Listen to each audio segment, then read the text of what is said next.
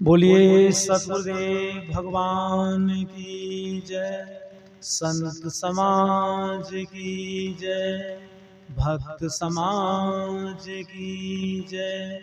प्रेम से बोलिए आज के आनंद की जय।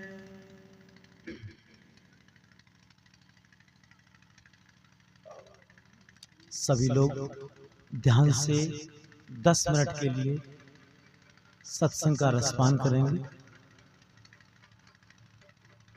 और जी नगाड़ा भी बजता रहेगा और सत्संग भी चलता रहेगा। उसको भी बजने दो, रोको मत उसको भी, नगाड़े को। बागों में बाहर आती है, ध्यान देना, बागों में बाहर आती है बसंत आने के बाद, और जीवन में बाहर आती है संत आने के बाद। बागों में बाहर आती है बसंत आने के बाद, और जीवन में बाहर आती है संत आने के बाद। बसंत आती है, बसंत आती है तो प्रकृति मुस्कुराती है, और संत आता है तो संस्कृति मुस्कुराती है। बसंत आती है, बसंत आती है तो सूखे को हरा करती है, और संत आते हैं तो मुर्दे को खड़ा करते हैं।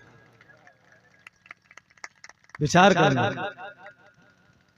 आज बड़ी ही प्रसन्नता की बात है कि यहाँ पर बालाजी महाराज की मूर्ति की प्राण प्रतिष्ठा हुई है।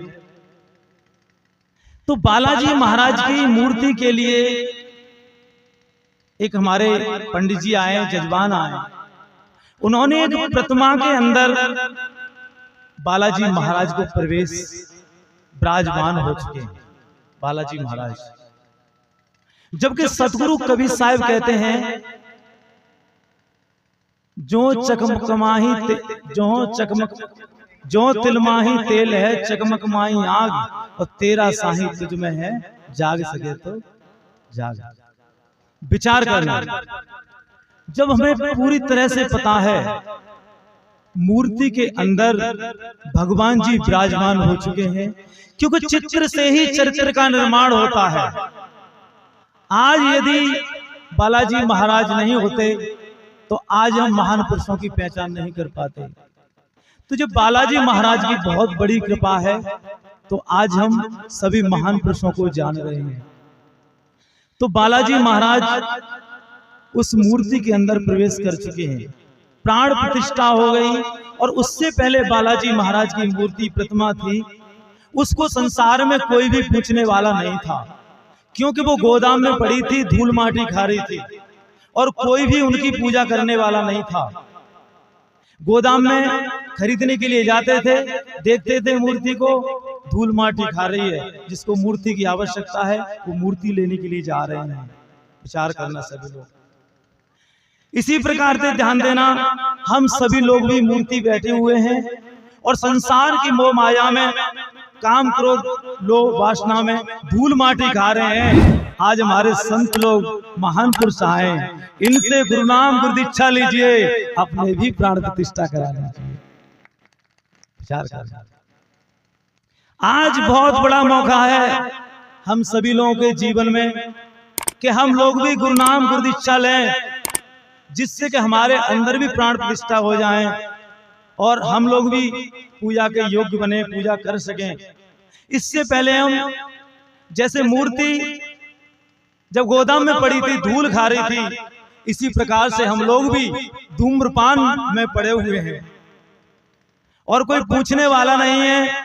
जब हमारे संत लोग, महान पुरुष आते हैं तो वो मूर्ति सारी बैठी हुई जागते हैं, तो उसी दिन धूम्रपान का त्याग कर देते हैं और गुरु नाम गुरु दीक्षा ले लेते हैं। विचार करना। तो मेरा कहने का तात्पर्य यह है, समझने का प्रयास करें आप लोग। जब मूर्ति के अंदर प्राण प्रतिष्ठा हो चुकी है, जिसमें अग्नि रहती है, उसमें भगवान भी वास कर रहे हैं। ध्यान देना सभी लोग। जैसे बीज के अंदर वृक्ष छुपा हुआ है, तिल के अंदर तेल छुपा हुआ है, और इसी प्रकार से सभी लोग ध्यान देना, इस आत्मा के अंदर परमात्मा छिपा हुआ है। विचार करना, कहां ढूंढ रहे हैं आप? बाहर जाके। तुलसीदास जी ने भी इशारा दिया है, कस्तूरी कुंदन बसे मृग डोले बनवाए, और ऐसे घटघट राम है दुनिया जाने ना। तुलसीदास जी भी इशारा दे रहे हैं कि तुम्हारे अंदर ही राम है, बाहर कहीं राम नहीं है। केवल हम लोगों को इस धूम्रपान को, काम वासना को, इसको खत्म करना पड़ेगा। जब तक हम धूम्रपान का त्याग नहीं करेंगे, तब तक हमें परमात्मा नजर नहीं आ सकता। जैसे हमने उस मूर्ति ने इस गोदाम का त्याग किया, इस मंदिर के अंदर आके विराजमान हो गई, आज से ही पूजा के योग्य हो गई। इसी प्रकार से इस मूर्ति के अंदर परमपिता परमात्मा विराजमान है, लेकिन इसके अंदर धूल माटी लगी हुई है। इस धूल माटी की सफाई केवल और केवल संत महात्मा कर सकते हैं, और संसार में कोई भी नहीं कर सकता है। विचार करना सभी लोग। तो आज हम सभी लोगों के बीच में बड़े बड़े महान पुरुष आए, बड़ी बड़ी दूर से महान पुरुष आ रखे हैं। हम लोगों को जगाने के लिए आए हैं कि जागिए, गुरु बनाइए। जब तक गुरु नहीं बनाएंगे आप, तब तक आप कितना भी दान कर लीजिए, कितने भी लाखों करोड़ों रुपए दे दीजिए, लेकिन वो पैसा तुम्हारे कोई काम का नहीं। विचार करना।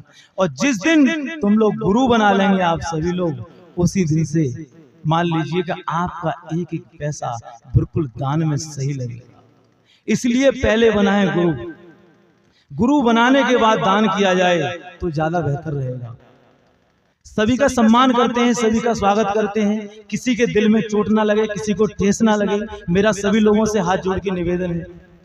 लेकिन गुरु बनाना तो बहुत जरूरी है। यदि हम लोग गुरु नहीं बनाते तो हम लोग भी आप लोगों की तरह रहते। भगवान कृष्ण को बचपन से ही ज्ञान हो गया, उन्होंने गुरु बनाए। भगवान राम को बचपन से ही ज्ञान हो गया, उन्होंने गुरु बनाए। ध्रुव और प्रहलाद को बचपन से ही ज्ञान हो गया, उन्होंने गुरु बनाए। हम तो 50-50, 60-60 के साल के हो गए, अभी तक ज्ञान नहीं हुआ है। विचार करना। तो हम सभी लोगों को गुरु बनाना चाहिए। ये यज्ञ हो रही है, यज्ञ होना भी बहुत जरूरी है। इस यज्ञ में स्वाहा स्वाहा करते हैं, किसकी? सामग्री घी की आहुति देते हैं, तब देवी देवता बड़े प्रसन्न होते हैं। विचार करना, उसको बोलते हैं कुंडी यज्ञ, और ये सत्संग में हो रही है मुंडी यज्ञ।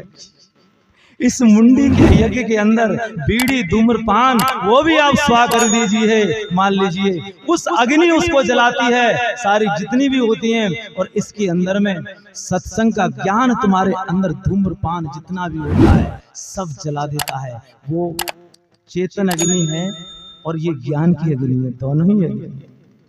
वो बाहर की वस्तुओं को जलाती है और ये अरे अंदर की वस्तुओं को जलाती है। ध्यान देना, विचार करना। तो सतगुरु कबीर साहब ने कहा है, जो तिल माही तेल है चकमक माही आग, और तेरा साही तुझ में है जाग सके तो जाग। इसी प्रकार से हम सभी लोगों को जगाना है। जब तक हम सभी लोग जागेंगे नहीं, ध्यान देना, सभी लोग हाथ जोड़ के मेरा निवेदन है, सभी लोगों से मेरा निवेदन है, हाथ जोड़ के। धूम्रपान करने वाले बहुत अच्छा ज्ञान सुनाते हैं, दारू पीने वाले भी बहुत अच्छा श्लोक दोहा चौपाई सुनाते हैं, और सुल्फा पीने वाले वो भी बहुत अच्छा ज्ञान सुनाते हैं।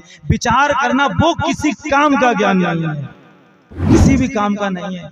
केवल चित्र को सजा लेना, ये चित्र बना हुआ आंधी तूफान खत्म कर देगा, लेकिन जो चरित्र को वास्तव में सजाते हैं उसको कोई संसार में खत्म करने वाला नहीं। इसी प्रकार से जब तक हम धूम्रपान का त्याग नहीं करेंगे, तब तक हमारे अंदर कोई भी ज्ञान जागृत नहीं होगा। इस पुस्तकों का ज्ञान, इसका नाम पुस्तक है, ये पुस्तक उस तक नहीं पहुंचा सकती है, ये पुस्तक यहीं तक रखती है, क्योंकि ये पुस्तक है।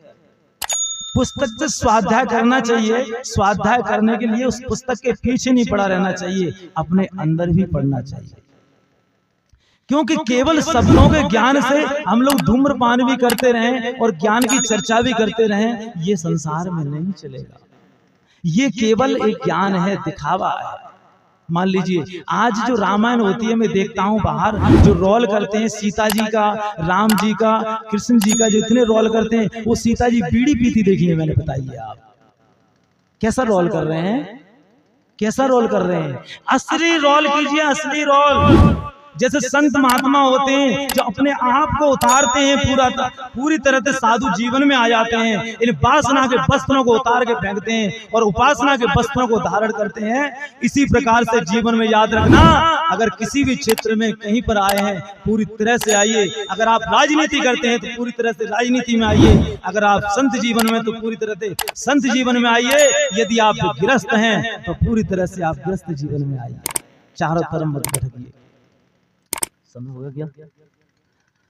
तो समय हो चुका है और फिर कभी मौका मिलेगा तो आप लोगों के फिर कभी दर्शन करेंगे। और आप लोगों से मेरा एक हाथ जोड़ के निवेदन है कि आप लोग सभी लोग सत्संग कराते रहिए। ये तो बहुत बड़ा कार्यक्रम है, आप छोटा छोटा सत्संग कराइए। केवल मात्र 2100 रुपये में खर्चा आता है, ज्यादा नहीं। वो भी आपका प्रसाद का खर्चा आएगा, 1100 रुपये आएगा, कुछ नहीं आएगा। आप लोगों को